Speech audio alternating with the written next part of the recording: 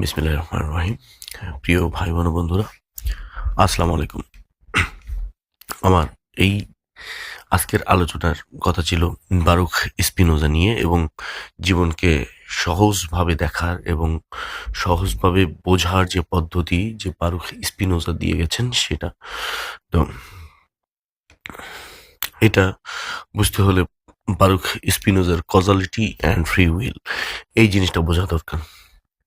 The causality and free will এই জিনিসটা বুঝতে হলে কজালিটি অর্থাৎ কারণ, কারণের পর কারণ, কারণের পর কারণ, আর ফ্রি উইল অর্থাৎ ব্যক্তির স্বাধীনতা, আমি যেটা ভাবছি সেটা করছি এমন। তো এইখানে বারুক স্পিনোজা যেটা দেখিয়েছিলেন সেটা হচ্ছে আসলে দুইটা জিনিস দেখিয়েছেন এই ক্ষেত্রে। একটা হচ্ছে ফ্রি উইল, মানুষের আসলে কোনো ফ্রি উইল নাই, মানুষের স্বাধীনতা, ব্যক্তি স্বাধীনতা বলতে কিছু নাই। মানুষ ভাবে আমি এটা করব এবং করে, এটা কখনোই নয়। মানুষের নিজের সিদ্ধান্তে কখনো কেউ কিছুই করতে পারে না, মানুষের ফ্রি উইল নেই। এটা হচ্ছে এক নাম্বার অনুসিদ্ধান্ত। আর একটা অনুসিদ্ধান্ত হচ্ছে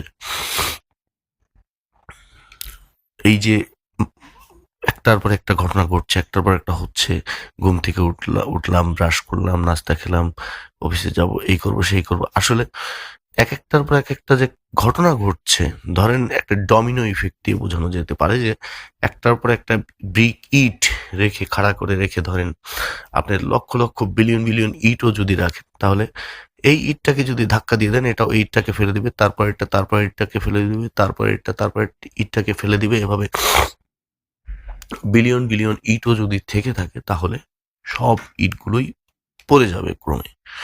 তো স্পিনোজার কথা হচ্ছে আসলে কজালিটি, অর্থাৎ এই একটা ইট, ধরেন 6 নম্বর ইটটা কেন পড়েছে, 6 নম্বর ইটটা এই জন্য পড়েছে যে 5 নম্বর ইটটা এই 6 নম্বর ইটটাকে ধাক্কা দিয়েছে, সেজন্য 6 নম্বর ইটটা পড়ে গেছে। আচ্ছা, কারণ, এই কারণে এইটা হয়েছে। 7 নম্বর ইটটা 6 নম্বর ইটটা ধাক্কা দিয়েছে, 7 নম্বর ইটটা পড়ে গেছে, এই কারণে এটা হয়েছে। আপনি ঘুম থেকে উঠতে পেরেছেন কারণ আপনি বেঁচে আছেন। আপনি ঢাকা যাবেন, লঞ্চ ফেল করেছেন, এমন হতে পারে যে আপনি জানতেনই না যে ওই সময় আরেকটা লঞ্চ রয়ে গেছে, আপনি ঠিক লঞ্চেই ঢাকা গেলেন। আপনি সিদ্ধান্ত নিলেন লঞ্চে ঢাকা যাবেন, লঞ্চ ঘাট গেলেন, লঞ্চ ঘাট গিয়ে দেখলেন লঞ্চ নেই, সব লঞ্চ চলে গেছে। এখন কি হলো? আপনি সিদ্ধান্ত নিলেন, এইবার আপনি সিদ্ধান্ত নিলেন যে না, লঞ্চে যাব না, বাসে যাব। এই মুহূর্তে দেখলেন যে ঠিকই, ধরেন অন্য লাইনের একটা লঞ্চ ঘাটের দিকে চলে আসছে। এখন আপনি সিদ্ধান্ত নিলেন যে না, লঞ্চেই চলে যাই, লঞ্চে যেতে আমার আরাম হবে, সারা ঘুমিয়ে চলে যাব। তো এই জন্য মানুষের যে সিদ্ধান্তগুলো স্থায়ী নয়, এবং সিদ্ধান্তগুলো কজালিটির উপরে ডিপেন্ডেন্ট, আসলে কারণ দ্বারা নিয়ন্ত্রিত। নির্দিষ্ট কারণে এই সিদ্ধান্তগুলো আসলে টিকে বা টিকে না সেটা দেখার বিষয় না। আসলে সিদ্ধান্তগুলো একরকম গুরুত্বহীন, তবে মানুষের জন্য পরিকল্পনা করবে না এমন নয়, মানুষ পরিকল্পনা করবে, বাট এগুলো আসলে সুনির্দিষ্ট, এবং সুনির্দিষ্ট যে ডিটারমিনিস্টিক, এটা আরেকটা ওয়েতে বোঝানো যায়, এটা স্পিনোজার পদ্ধতি নয় যদিও। সেটা হচ্ছে মানুষ, ধরেন একসময় একটা সিদ্ধান্ত নিয়ে একটা কাজ করেছে, এই সিদ্ধান্ত নিয়ে এই কাজটা করার পরে ভাবতেছে 10 বছর পরে, ওই সময় যে এই সিদ্ধান্তটা নিয়েছিলাম এটা ভুল সিদ্ধান্ত ছিল। অথচ দেখেন, সে যখন সিদ্ধান্ত নিয়েছিল তখন হয়তো তার মানসিক অবস্থা খুব ভালো ছিল, তার মনে খুব খুশি ছিল, আনন্দ ছিল।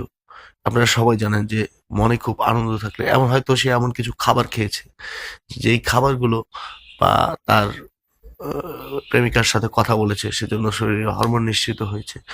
এনিহাউ, কেমিক্যালি আসলে জিনিসটা যে যে তার ভালো লাগছে কেমিক্যাল ইফেক্টের জন্য, এবং এই কারণে সে মন ভালো থাকার জন্য আসলে ওই সিদ্ধান্তটা নিয়েছিল। মনের অবস্থা যদি একটু অন্যরকম থাকতো, অতীতের কোনো চিন্তা থাকতো, বা অন্য কোনো খাবার খেয়ে অন্যরকম মুডে থাকতো, ইভেন প্রেমিকার সাথে ঝগড়া হয়ে অন্যরকম মুডে থাকতো, বা সন্তানের সাথে, এনিহাউ যদি মানসিক অবস্থা একরকম না থাকতো, তাহলে সে কিন্তু ওই সিদ্ধান্ত নিত না।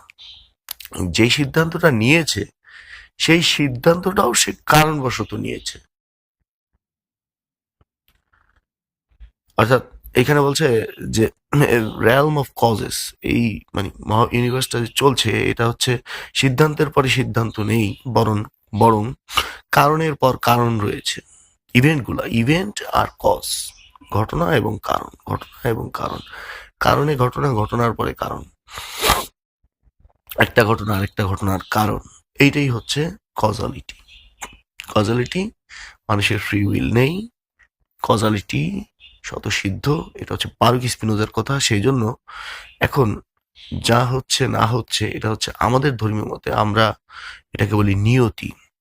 নিয়তি এবং নিয়তিতে বিশ্বাস রাখা হচ্ছে ইমানের অঙ্গ। ইমানের অঙ্গ। এখানে আপনি যা হয়েছে আপনার জীবনে, যেমন হয়েছে, কেমন হওয়ার কথা ছিল, এগুলো ভাবার কোনো সুযোগ নেই। এগুলো ভাবার ভাই কোনোই সুযোগ নেই। এগুলো সম্পূর্ণ সৃষ্টিকর্তার ইচ্ছায়, সে যেখানে যেভাবে যেরকম করেছে আপনার জন্য, আপনি যেখানে উপভোগ করছেন, এটা আসলে ডিটারমাইন্ড, প্রি ডিটারমাইন্ড। এটা নিয়ে আপনার কোনো ঘাবড়ানোর কোনো কারণ নেই এবং এটা নিয়ে অস্থিরতার কারণ নেই। যা হয়েছে হচ্ছে হবে, খুব সহজভাবে মেনে নেন। কারণগুলোই এই ইভেন্টগুলো তৈরি করেছে সহজ। কামুতে আসি। আলবের কামু ছিল পৃথিবীর অন্যতম একজন নাস্তিক মানুষ। তো উনি ছিল, ওনাকে আবার আমাদের দেশের হুমায়ুন আজাদ ওনাকে গুরু মানত, খুব ভালো গুরু মানত। এবং উনি বলে থাকতো যে হুমায়ুন আজাদের বলতো যে কামুর মতো এত মানে ছাঁচা পরিষ্কার অ্যাথেইস্ট সে কখনো দেখেননি। তো কামুর আর্গুমেন্ট ছিল আসলে, কামুর আর্গুমেন্টটা ছিল হচ্ছে এটাকে বলে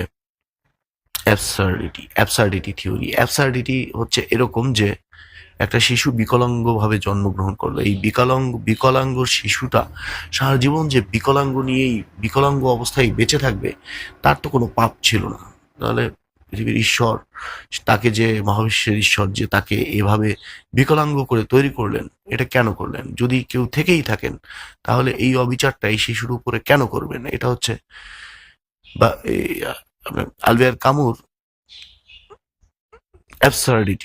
অ্যাবসার্ডিটি থিওরি। তো অ্যাবসার্ডিটি আসলে এখানে অনেকে আটকে যায় যে আসলেই তো এরকম মনে হতে পারে, কিন্তু আসলে সত্যিকার অর্থে কার স্পিরিট কোথায় কিভাবে কেমন আছে এটা সৃষ্টিকর্তাই ভালো জানেন। কে কিভাবে কেমন থাকবেন এটা সৃষ্টিকর্তাই ভালো জানবেন। আসলে মানুষগুলো, হ্যাঁ, পৃথিবীর সব মানুষগুলো যদি একরকম হতো, তাহলে কি পৃথিবীটা এত সুন্দর হতো? সব প্রাণীগুলো যদি একরকম হইতো, সব উদ্ভিদগুলো যদি একরকম হইতো, তাহলে তো আসলে মহাবিশ্ব বা এই পৃথিবী এই এত সুন্দর হতো না।